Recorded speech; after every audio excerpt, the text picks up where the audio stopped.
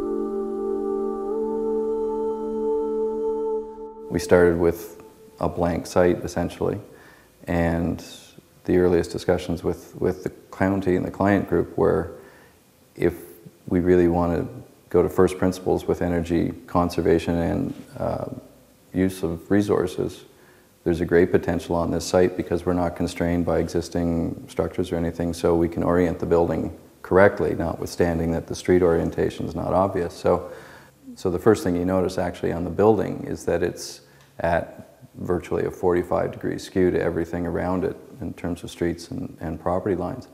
And the whole site's designed for the second phase of it to mimic that again. But we did that, and out of fairness to the owners, we actually ran through all of the numbers and demonstrated the incredible amount of free energy available just by orienting the building this way and taking advantage of the solar orientation in the winter months for heating. We did all the calculations to show the amount of energy that comes in just through these windows. And then with that, of course, that sets up the secondary issue of how do you control that for the part of the year that you don't need the free heat, which is the shading devices in the balconies. So all the balconies, all of these shading devices that are on the south face of the building work for that part of the year to actually control the light and the heat that you don't want. It's all a passive system, but it's probably the biggest single step in reducing the energy requirements of the building in the first instance. And then sort of hand in hand with that is measures like the insulating blinds. So once you've got the energy, it's captured through the mass of the building. So it made decisions like the wall and floor structures really easy. All the walls are heavy concrete, all the floors are heavy concrete, everything around is heavy concrete. So in the daytime, all that heat is collected and stored so the space doesn't overheat. And at night, it just, as a flywheel effect, it just comes back into the room. And these blinds help to keep it in rather than lose it back out through the windows at night. So it's just a really big natural cycle system that we've tapped into for the building. One of the first decisions is whether or not the building is or is not sprinklered, and it's at this size and type of building, that's not an automatic decision. It's building code requirements are such that it was an optional issue to have here. So the decision was made to sprinkler it. I think from an owner's point of view, that makes perfect sense. You know, it's an initial response. Notwithstanding, again, all of the units have the usual fire rating and separations between units, between floors, and all of that protection. So it's all designed to have 45 minutes and 1 hour and 1.5 hour separations for protection as a basic code item. The sprinklers basically are just an immediate response thing. So I think from an owner and an occupant point of view, that's a big psychological benefit. All through the building, all through the units, public areas, and the residential units, all the electrical systems are basically state-of-the-art residential systems. So they're all energy conservation fixtures, daylight sensors and motion sensors to trip lights on and off rather than leaving lights and things on all the time. A lot of the electrical features are things that are making their way into more and more mainstream things anyways. The mechanical systems are probably the parts that are the most hidden in the building are probably the most advanced for this type of multi-residential development. And again, most of those are either energy efficient, high energy efficiency in terms of boilers, sort of the energy using things, but sort of hand in hand with the solar design features and things like that, there's a lot of energy conservation features as well. And one of them that I think most people will never know about is the heat recovery from the wastewater. So all of the bath and shower drains have a special type of pipe on them, so that as the wastewater goes through the drain, all of the heat is recaptured from that, and it's used as a preheat for the water that's coming through the system into the shower to replenish it. All of the units have individual on-demand heaters rather than a big central system or storage tanks. So rather than having the water sitting there 24 hours a day being maintained, it's strictly on demand. All the toilets are being flushed by collected rainwater. So there's 2 very, very large cisterns, I think 80,000 liter cisterns in the basement.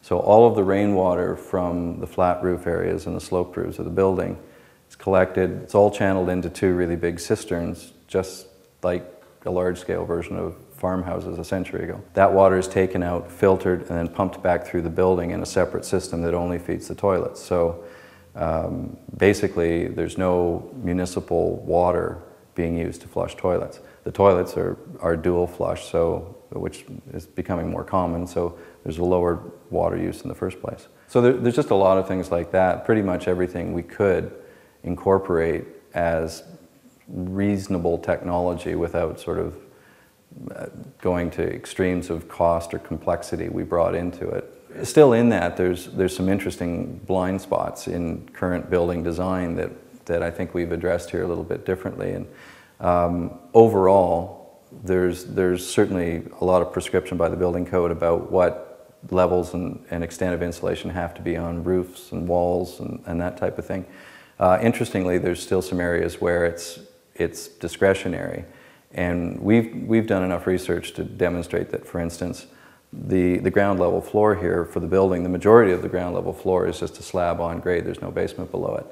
And so by code, all we're really required to do is have some insulation at the outer edges of that floor and then down the wall. Virtually all of the building got that sort of scrutiny. All the slab on grade is really heavily insulated. The exterior basement walls are. And there's a strategy to that as well, as we mentioned with the thermal mass of the building. The insulation is always on the outside of the heavy components so that the building acts like a big heat absorber rather than insulating it and having all that mass on the cold side and not doing anything for it. One of the things that was really interesting, we had building envelope research done for this project by RWDI, who are the climatologists, environmental engineering specialists. And it was interesting to go through the computer modeling and see that about 1/2 of the building has fairly conventional stud walls. And just by adding a layer of insulation on the outside of that stud wall, which typically wouldn't be done, it's insulated in the stud cavity, just by putting a thin layer outside of that, in addition to that, the heat loss through the wall as an assembly goes down dramatically. The design of the roof to actually capture all the usable rainwater we can, and it's a big roof area, it's catching rainwater, and it's all channeled down through. So in my mind, that's a seriously green feature, given that this area, most areas, have groundwater supply issues and municipal water distribution issues that are kind of being tapped out constantly. So I think that's one of the biggest ones, even though it doesn't necessarily strike you as a green feature the way the solar panels do. The solar panels on the roof actually are providing preheat, solar preheat, for the common areas, the public washrooms on the ground floor level. Basically, domestic hot water demands separate from the residential suites themselves, which, as I mentioned, have the on-demand heaters individually in each suite. There's a fair bit of noticeable exhaust ductwork and things on the top of the roof, which we made some efforts to conceal, but it's because it's as big as it is, there's a limit to how much it could be invisible. A key part of the mechanical system is the energy recovery ventilation system. So in terms of ventilation for each of the residential units, it's fairly typical in that the corridors are supplied with fresh air and it's tempered, and in these sort of summer months it'll be pre-cooled a little bit. But each unit has full-time exhaust out of it from the kitchens and bathrooms. So there's a series of vertical shafts through the building up to the roof where all of that exhaust air, which is going constantly, is collected sort of in lateral systems, brought back to the central penthouse, and it goes through heat recovery units before it's exhausted and replaced with the fresh air coming back in for ventilation. One of the things that we wanted to do is actually have some free cooling for the units, particularly in the summer months. So when I mentioned earlier that this sort of thermal mass and flywheel effect of the building, so the building structure warms up through the day in the summer months just by virtue of warm outside air and everything else. But that heat is captured by the building, so the units aren't air conditioned themselves to deal with that in a conventional way, but the way the building is designed, at night, the residents just crack these windows, they're awning type windows, they just crack them open a couple of inches and we'll get natural convective cooling through the building because there's a negative draw because of this constant system going through the heat recovery units. So when they open those windows, they'll get a little bit of a natural convective cooling effect through here.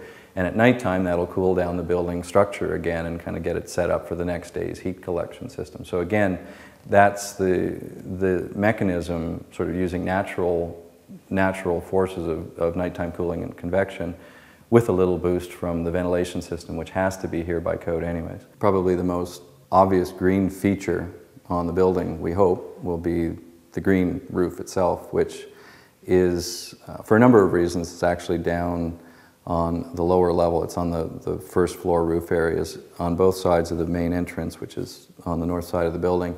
And as well, it sort of flanks the canopy and the trellises that'll be out on the south side by the common area lounge room. We made the decision early on that the highest roof levels, the fourth floor roof, would be the point of collection for all the rainwater, and it's the biggest area. And that, in looking at the math, again, the bigger demands were toilet flushing. If we can get free water for toilet flushing, that takes a big load off the system.